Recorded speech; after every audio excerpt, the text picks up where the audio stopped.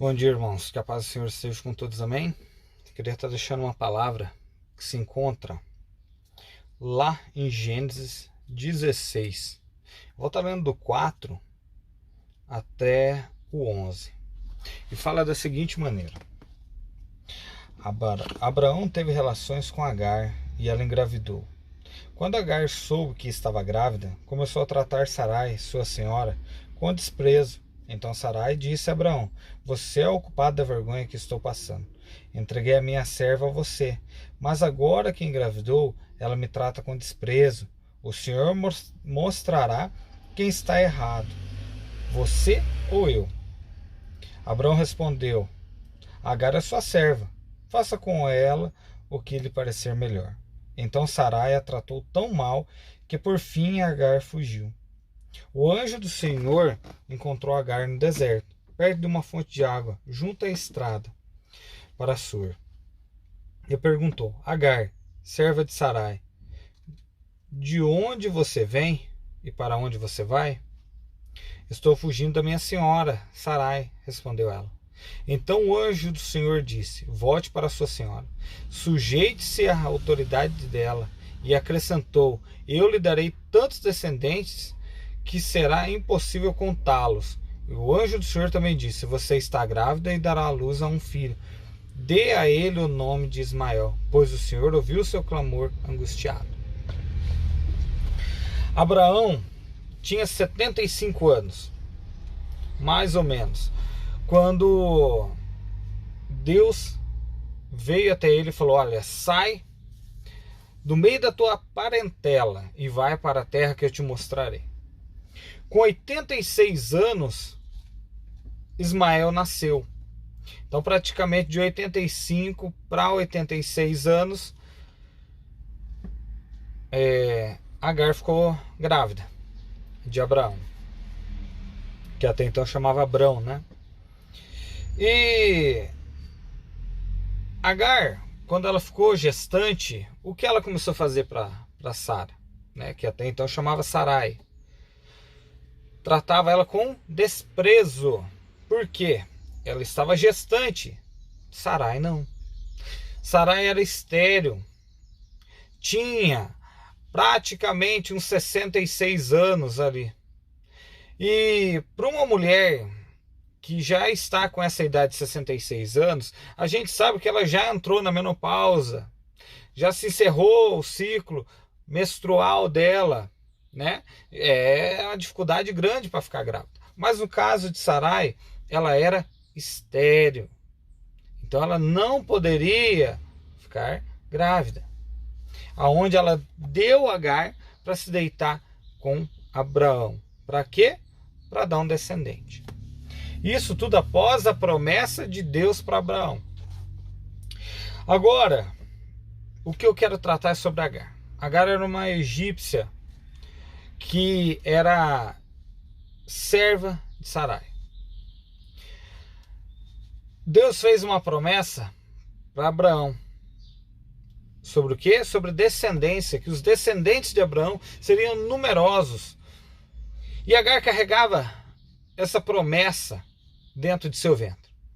Isso faz ela ter uma má conduta, porque ela sabe daquilo que está no teu ventre. Ela tem uma promessa. Nas nossas vidas, quando temos uma promessa, o que fazemos? Somos arrogantes, somos ignorantes, não aceitamos repreensões, não aceitamos pessoas vir e nos corrigir, principalmente quando é dentro de uma igreja, dentro de algum templo, que a tua autoridade espiritual, a pessoa que ora pela tua vida, que intercede pela tua vida, como teu pastor, os presbíteros, diáconos, irmãos, que são usados por Deus, que tem autoridade espiritual sobre a tua vida, o que você faz? Ei, para! Eu tenho uma promessa aqui. Então, você já começa a ser soberbo, a se achar o tal. E aí a má conduta dela e a irrepreensão, de ser irrepreensível, faz o quê? Faz ela tomar uma decisão de fugir. De fugir. Porque fugir dos problemas é fácil. Ah, eu vou fugir para tal lugar, eu vou sair dessa igreja, eu vou sair do meio dessa família, eu vou sair disso, eu vou sair daquilo, eu vou sair daquele outro. Por quê? Porque eu não posso receber ser repreendido. Eu tenho uma promessa na minha vida. E ele faz o quê? Vai embora. E aí, ela sai com a providência dela. Por que a providência dela? Porque ela sabia onde ela estava indo. Só foge dali, né? Estou fugindo da presença da minha senhora, né? É engraçado que ela estava fugindo para o deserto e parou de junto de uma fonte. Então ela sabia onde tinha a fonte de água. E ela saiu com as providências dela. Ela saiu, foi embora. Chega lá na fonte, o anjo do Senhor vem e aparece para ela. Fala, e aí? De onde você vem, de onde você vai? Estou fugindo da minha senhora, Sarai, respondeu ela. Ela estava fugindo, ela sabia onde ir. O que o anjo fala? Volte. Volte, se sujeite a ela. Se sujeite a Sarai. Volte para lá. Para quê? Para fazer concertos. Irmãos, sair para deserto com as tuas providências é fácil. Sair para o deserto com a burra, né, cheia de água, de comida, de tudo, é fácil. Porque você está indo na tua providência. E isso não é deserto. Isso não é dificuldade. Olha, estou passando por um deserto. É fácil falar que estou passando por um deserto com todas as providências. Só que aí, o que ela tem que voltar? Com as providências dela para trás, para realizar concertos. Não é porque você tem promessa na tua vida que você não tem que realizar concertos, não tem que se reconciliar, não tem que pedir perdão, não tem que acertar a tua vida. Não é porque você tem uma promessa que eu tenho que esquecer dos outros, não. Agar, ela teve que voltar para quê? Para se consertar. Se consertar com Sarai. Para quê? Para ter a bênção do Senhor. Agora, interessante, que aí, vamos lá, e aí aqui em Gênesis 21, 9, vai falar o seguinte: Sara, porém, viu Ismael, filho de Abraão, e da serva egípcia Agar, caçoar de seu filho Isaque, e disse a Abraão: livre-se da escrava e do filho dela. Ele jamais será herdeiro junto com meu filho Isaque. Abraão ficou muito perturbado com isso, pois Ismael era seu filho. Deus, porém, lhe disse: não se perturbe por causa do menino e da serva. Faça tudo o que Sara lhe pedir, pois Isaque é o filho de quem depende a sua descendência. Contudo, também farei uma nação dos descendentes do filho de Agar, pois ele é seu filho. Na manhã seguinte, Abraão se levantou cedo, preparou mantimentos e uma vasilha cheia de água, e o pôs sobre os ombros de Agar. Então mandou-a embora com seu filho, e ela andou sem rumo pelo deserto de Berseba. Quando acabou a água, Agar colocou o menino à sombra de um arbusto e foi se sentar sozinha, uns 100 metros adiante. Não quero ver o menino morrer, disse ela, chorando sem parar. Mas Deus ouviu o choro do menino, e do céu o anjo de Deus chamou Agar, que foi Agar? Não tenha medo. Deus ouviu o menino chorar. Dali onde ele está, levante-o e anime-o, pois farei dos descendentes dele uma grande nação. Então Deus abriu os olhos de Agar, e ela viu um poço cheio de água. Sem demora, encheu a vasilha de água e deu para o menino beber. Deus estava com o menino enquanto ele crescia no deserto. Ismael se tornou flecheiro e se estabeleceu no deserto de Pará, e sua mãe conseguiu para ele uma esposa egípcia. Presta atenção. Lembra lá no 16 o que foi falado? Vamos voltar lá. Você está grávida, 16:11. O anjo do Senhor também disse: você está grávida e dará à luz a um filho. Dê a ele o nome de Ismael, pois o Senhor ouviu o seu clamor angustiado. Pega a visão do negócio aqui agora. Grava bem isso. O nome de Ismael já tem um significado de lá na frente. Por quê? Aqui Deus fala que ouviu o clamor do menino, o choro do menino. O clamor angustiado. Quem chora está angustiado. Está com a alma apertada, coração apertado. Mas não é esse ponto ainda, calma. Agora, aqui, que Agar saiu, ela foi expulsa da casa de Abraão. E ela sai que jeito? Sem providências. Louco, mas ela saiu com água e com alimento, sim, providências curtas. Presta atenção. Ela era o quê? Escrava. Aqui ela já não é mais escrava. Quando ela sai agora, ela sai na providência de quem?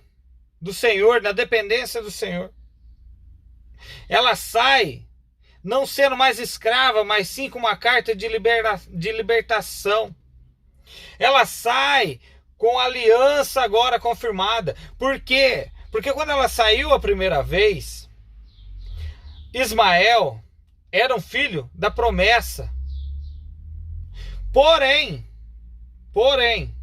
ele não havia sido circuncidado ainda. Como que poderia estar a marca da aliança de Deus com ele se ele não foi circuncidado? Que era a confirmação da aliança. Quando ela sai a primeira vez, leva-se 13 anos para ser confirmado a aliança do Senhor sobre Ismael. Porque com 13 anos de idade ele foi circuncidado.